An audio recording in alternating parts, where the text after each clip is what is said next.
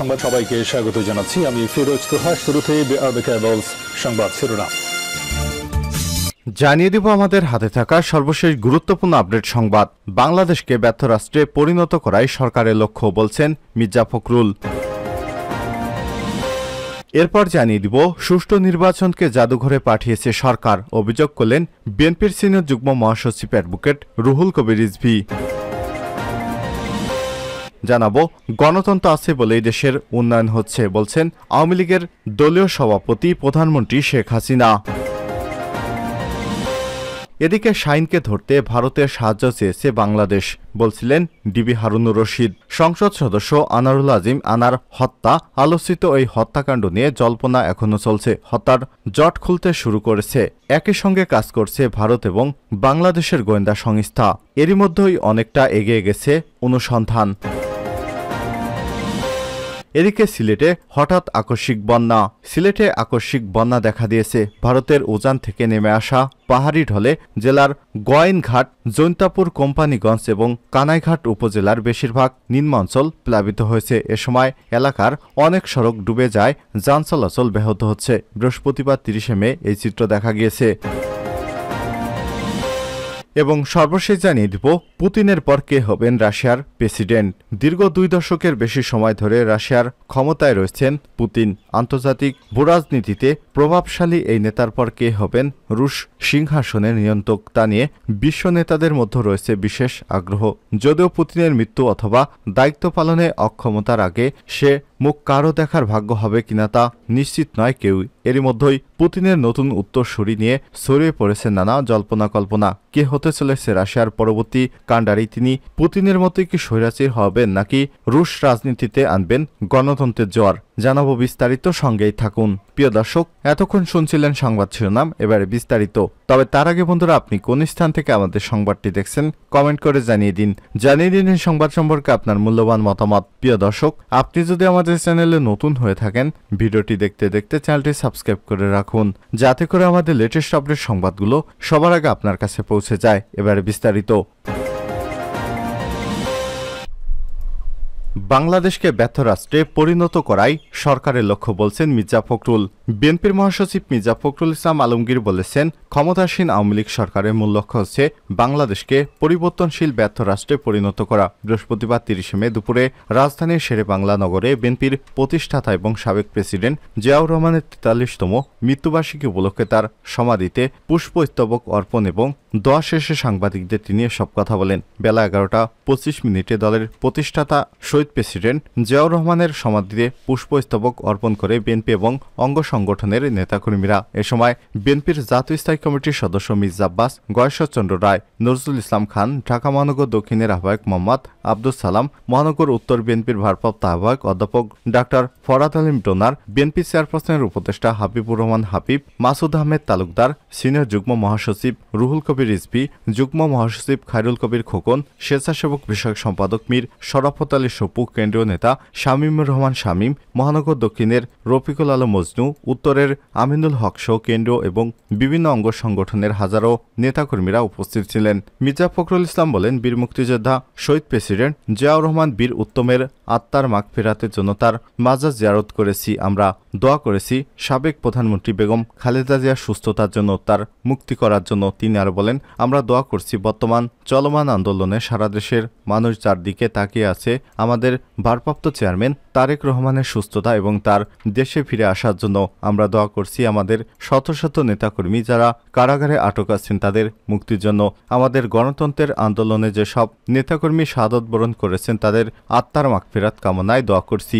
মামলা মোকদ্দমায় যারা নির্যাতিত নিপীড়িত হচ্ছেন তাদের মুক্তির জন্য আমরা দোয়া করছি। বিএনপির মহাসচিব বলেন, আজকে বাংলাদেশ গণতন্ত্র সম্পূর্ণভাবে নির্বাসিত একদলীয় শাসন ব্যবস্থা কায়েম করার জন্য শাসক গোষ্ঠী আওয়ামী লীগ বিভিন্ন ধরনের কলাকৌশল করে জনগণের ভোটের অধিকার হরণ করে তারা আজকে ক্ষমতাকে দখল করে আছে। এমন অবস্থায় আমরা আজ শাহাদাত বার্ষিকীতে শপথ নিয়েছি, যুবক তরুণ লড়াই করে গণতন্ত্র প্রতিষ্ঠা করব, এই হচ্ছে আজকের দিনের শপথ। সাংবাদিকদের প্রশ্নের জবাবে মির্জা ফখরুল বলেন, বাংলাদেশ এখন পুরোপুরি দুর্বৃত্তদের কবলে পড়েছে।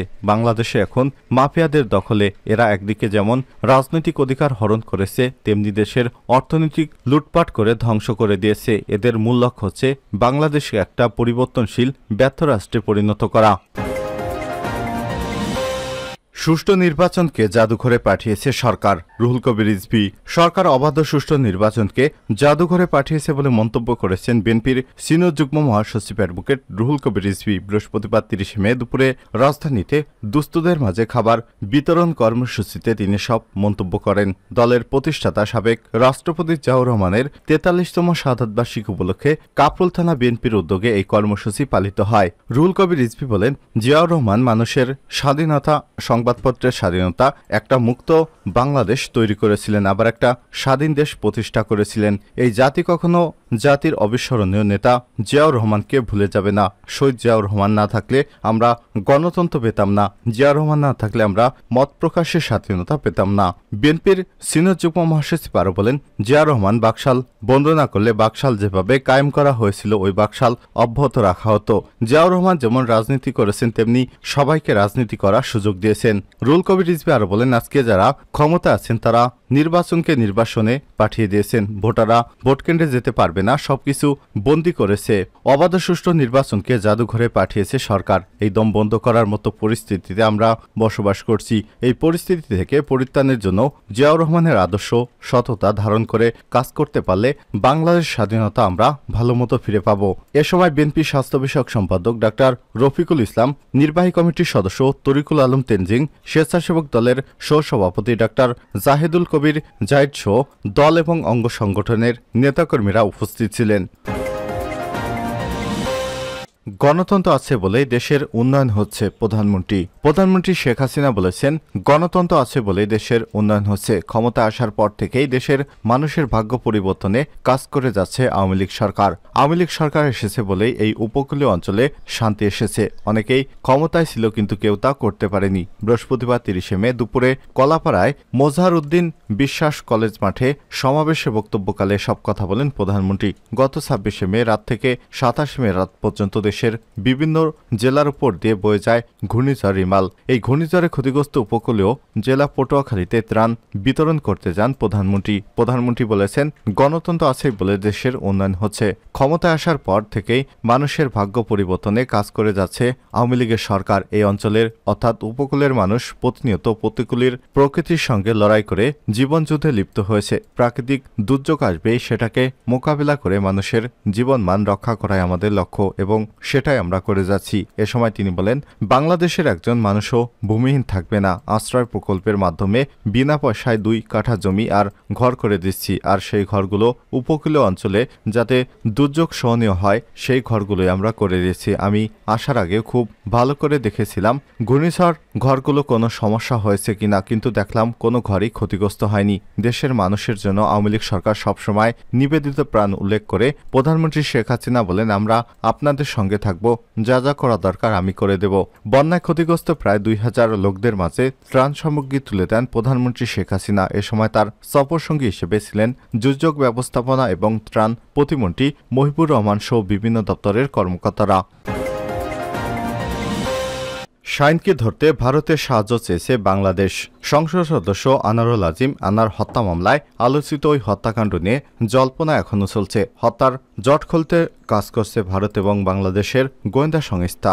এর মধ্যেই অনেকটাই এগিয়ে গেছে তদন্তের কাজ। হত্যার মোটিভ এখনও না জানা গেলেও শনাক্ত করা গেছে মূল পরিকল্পনাকারীকে। আনার হত্যা তদন্তে ভারতের কলকাতায় গিয়ে ঢাকা মেট্রোপলিটন পুলিশের ডিএমপি গোয়েন্দা প্রধান মোহাম্মদ হারুনুর রশিদ সেখানে গিয়ে ঘটনাস্থল সহ আশেপাশে তদন্ত করেছেন তিনি। বৃহস্পতিবার 30 মে দেশে ফেরার আগে কলকাতায় সাংবাদিকদের সঙ্গে আলাপকালে ডিবি প্রধান বলেন, আনার হত্যার 2 অন্যতম আসামি ফজলুল ওরফে সিয়াম এবং আক্তারুজ্জামান শাহিন দুইজনই দেশে নেই। সিয়াম নেপাল এবং শাহিন আছে যুক্তরাষ্ট্রে। তাদের ধরতে ভারত সরকারের কাছে সাহায্য চাওয়া হয়েছে। 4 দিনের কলকাতা সফরে তদন্তের কাজের অগ্রগতি প্রসঙ্গে হারুনুর রশিদ বলেন, এখন পর্যন্ত মাংসের টুকরো উদ্ধার করা হয়েছে, যা ডিএনএ টেস্ট করার পর জানা যাবে মাংসের টুকরো আনারের ঢের কিনা। যদি এটি আনারের হয় তাহলে এটি মামলায় আরও কিছু তথ্য সামনে উঠে আসবে। গত 26 মে ডিবি প্রধান মোহাম্মদ হারুন হারুনুর রশিদের নেতৃত্বে 3 সদস্যের একটি দল কলকাতায় যায়। পরদিন 27 মে সকালে হত্যার ঘটনা তদন্তে কসাই জিয়াদকে সঙ্গে নিয়ে সঞ্জীবনী গার্ডেনের আলোচিত সেই ফ্ল্যাটে যায় ডিবির ওই দল। সেখানে তল্লাশি শেষে হারুনুর রশিদ জানান, স্বল্প সময়ের মধ্যে সংসদ সদস্য আনারুল আজিম আনারের লাশের খণ্ডিত অংশ উদ্ধার করা হবে। পুতিনের পর কে হবেন রুশ প্রেসিডেন্ট? দীর্ঘ 2 দশকের বেশি সময় ধরে রাশিয়ার ক্ষমতায় আছেন পুতিন। আন্তর্জাতিক ভূরাজনীতিতে প্রভাবশালী এই নেতার পর কে হবেন রুশ সিংহাসনের নিয়ন্ত্রক তা নিয়ে বিশ্ব নেতাদের মধ্যে রয়েছে বিশেষ আগ্রহ। যদিও পুতিনের মৃত্যু অথবা দায়িত্ব পালনের অক্ষমতার আগে সে মুখ কারো দেখার ভাগ্য হবে কিনা তা নিশ্চিত নয় কেউ। এর মধ্যে পুতিনের নতুন উত্তরসূরি নিয়ে ছড়িয়ে পড়েছে নানা জল্পনা কল্পনা। কে হতে চলছে রাশিয়ার পরবর্তী কাণ্ডারি? তিনি কি পুতিনের মতোই স্বৈরাচারী হবেন নাকি রুশ রাজনীতিতে আনবেন গণতন্ত্রের জোয়ার? পরমাণু শক্তিধর রাশিয়ার ভ্লাদিমির পুতিনের পর যাকে সম্ভাব্য নেতা হিসেবে দেখা হচ্ছে তিনি হলেন অ্যালেক্সি ডিউমিন। 51 বছর বয়সী ডিউমিন ছিলেন পুতিনের সাবেক দেহরক্ষী এবং বর্তমান সহযোগী। বুধবার তাকে রাশিয়ার স্টেট কাউন্সিলের সেক্রেটারি হিসেবে নিযুক্ত করেছে দেশটির প্রেসিডেন্ট ভ্লাদিমির পুতিন। ক্রেমলিনের এক বিবৃতিতে এমনটা জানানো হয়েছে। চলতি বছরের মার্চের 6 বছরের জন্য পুনরায় প্রেসিডেন্ট নির্বাচিত হন পুতিন। তারপর মে মাসে রুশ প্রতিরক্ষা শিল্পের তত্ত্বাবধায়ক হিসেবে ডিউমিনকে নিয়োগ দিয়ে তাকে মস্কোতে ক্ষমতার আরও কাছাকাছি নিয়ে আসেন রুশ প্রেসিডেন্ট। পুতিনের সাবেক উপদেষ্টা সের্গেই মার্ক জানান, স্টেট কাউন্সিলের সেক্রেটারি হিসেবে ডিউমিন নিয়োগ রুশ অভিজাত মহলে বেশ আলোড়ন তুলেছে। রুশ এ কর্মকর্তা জানান, ভবিষ্যৎ রুশ প্রেসিডেন্ট হিসেবে ডিউমিন হতে পারে পুতিনের পছন্দের ব্যক্তি। অন্তত দেশটির অভিজাত শ্রেণী এমনটি ভাবতে শুরু করেছে। এটি কয়েকদিন ধরেই গুজব আকারে মুখে মুখে চলে আসছিল বলেও জানান তিনি।